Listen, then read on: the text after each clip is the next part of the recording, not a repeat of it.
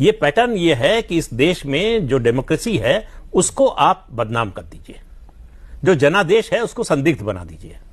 और ये पैटर्न चल रहा है बांग्लादेश से। आप देखिए, शुरुआत ऐसे ही हुई कि रिग करके चुनाव जीती है, बेईमानी से जीती है, बूथ लूट कर जीती है।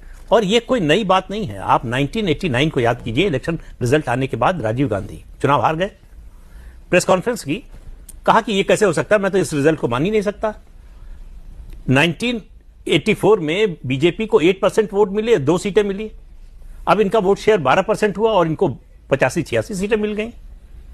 तो ये तो एडअप नहीं करता है। ये बिल्कुल, इसको मैं मानने को तैयार नहीं हूं। तो ये कोई पहला मौका नहीं। दूसरा, वोट की चोरी कैसे होती है। 1952 पहला जनरल इलेक्शन, रामपुर से मौलाना आजाद चुनाव लड़ रहे थे, चुनाव हार गए। वहां से जो विपक्ष के उम्मीदवार थे उनको लगभग 20,000 वोट से जीता हुआ घोषित कर दिया, डीएम जो रिटर्निंग ऑफिसर होता है उसने। और उनकी पार्टी के लोग जुलूस निकालने लगे। तब तक पता चला, वायरलेस से पता चला प्रधानमंत्री जवाहरलाल नेहरू को। उन्होंने मुख्यमंत्री गोविंद वल्लभ पंत को फोन किया कि मौलाना को हारना नहीं चाहिए। तो उनका अब तो रिजल्ट डिक्लेयर हो चुका है। उनका मैं ये नहीं जानता, अगर वो नहीं जीतेंगे तो तुम मुख्यमंत्री नहीं रहोगे। ये उस समय के जो डायरेक्टर इंफॉर्मेशन थे, उन्होंने अपनी किताब लिखी, उसमें इसका जिक्र किया है। पंत जी ने उनसे कहा, टंडन जी थे, उनका पहला नाम याद नहीं आ रहा मुझे, उनसे कहा कि भाई आप डीएम से बात कीजिए और रिजल्ट बदलवाइए। दोनों का कैसे हो सकता है। डीएम को फोन किया, डीएम ने कहा कि हम रिजल्ट खुद घोषित कर चुके हैं।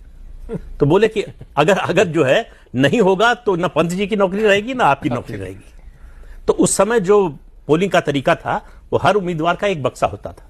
उस पर कोई सिंबल नहीं होता था, कुछ नहीं होता था, कोई मोहर नहीं लगती थी।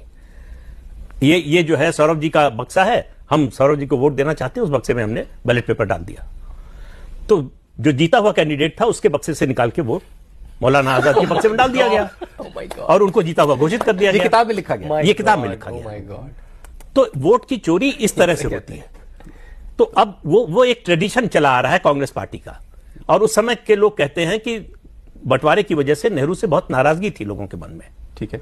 और जो है जितनी सीटें उनकी आई और जिस तरह से जीते, उनके खिलाफ जो है प्रभुदत्त पटवारी चुनाव लड़े थे फूलपुर से, वहां भी मुश्किल से जीते थे नेहरू जी। ठीक है सर। लेकिन वो जो जिसका प्रमाण नहीं है उसके बारे में नहीं कह सकते कि जो है बेईमानी हुई नहीं हुई।